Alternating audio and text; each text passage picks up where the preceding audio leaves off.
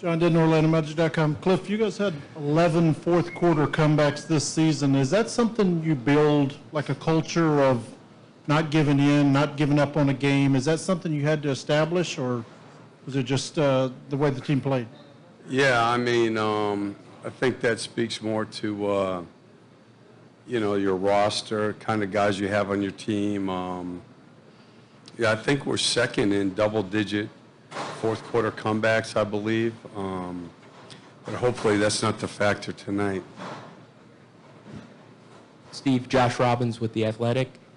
Did you consider changing the starting lineup at all tonight in order to try to get more offense on the floor to start the game?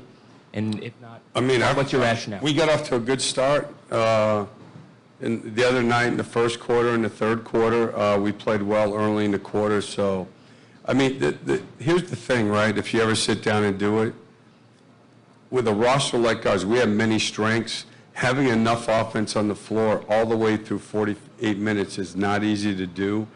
And if you start Terrence, there's going to be stretches where it's going to be very difficult to put any pressure on the defense. So I know people can say that. As Stan used to say to us, sit down sometime, try to figure out how to get through 48 minutes, and then come back to me with a better way to sub. We sub differently, whether you know it or not. We've subbed differently every game in this series. But our starters playing the last game is not the problem. The other thing is, I think, and this is, this is the San Antonio way, is I think you start with the best defensive team you can. And when you go Leonard and Siakam, we have struggled when both of them are out there, and we don't have both Aaron and Jonathan Isaac on the floor. So if we start with more offense, look out. Josh Lewinberg, TSN. Coach, speaking specifically about their starting five, I mean, they've had success with that group on the floor in the series. Outside of the talent that they have with that unit, is there something else you can point to in terms of why that group is so tough together? Creating turnovers. And you look at the other night, I mean, if you watch our offensive possessions, the first, I think both starting teams were on the floor like I think it was like almost 6 minutes.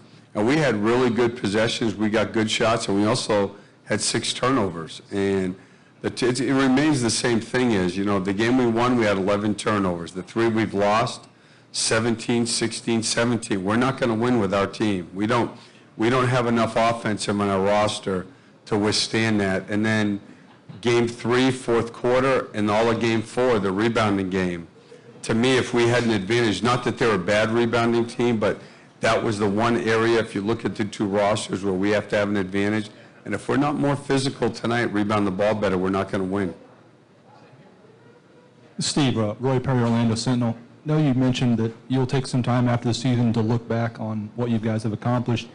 But what are some things that you're most proud of from this team, particularly over the last couple months? Yeah, I mean, we fought hard. We've played our way in. That's it. I haven't thought about it beyond that. I mean, obviously, we're thinking about we have to play better tonight. We have to play better tonight, and I think that's what everybody does in all of our jobs. At the end, you evaluate, but that's for a couple weeks down the road. Steve, Michael Grange from Sportsnet. How important is it at this time of year? It might be an obvious question, but at this time of year to have a starting unit that can more than hold its own, that really forces, say, another team to get something from their bench? Or I'm referring to the Raptors starting 5, obviously. Yeah, no question. And I think the thing that, to me, that I see is, and this is where, in my opinion, and I'm no expert, you watch them play. I mean, just because I'm in the league, you don't know other teams. You just don't. I mean, like, you get to know them a lot more in this, where you watch them over and over. But what Marc Gasol has brought to me is, so I think they were top 10 in three-point shooting before the trade.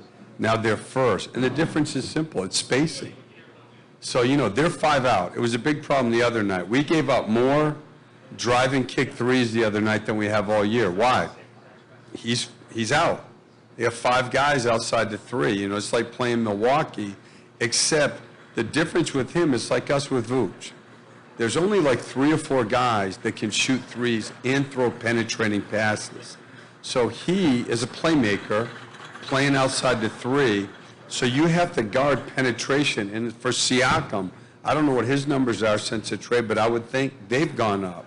It's good for Kawhi. You know, I mean, it's so much more difficult to defend them. And so what they have, to me, is what you need, and it shows in their numbers. They're balanced. If you look at every year in the NBA, almost always, this is year 19 for me, rarely does a team that wins it, most teams are top 10 in offense and defense, and that's what they are. They can play both ends of the floor at a very high level. So there have been a couple teams that were, couple Laker teams that were great on offense and only okay on defense that won it. And believe it or not, the Detroit Larry Brown teams were the best defensive teams in my 19 years by a lot, but not nearly as good offensively as we all thought. So sometimes you can be so good at one, but by and large, to win it all, you have to have the kind of balance that they play with. Good? Thank you.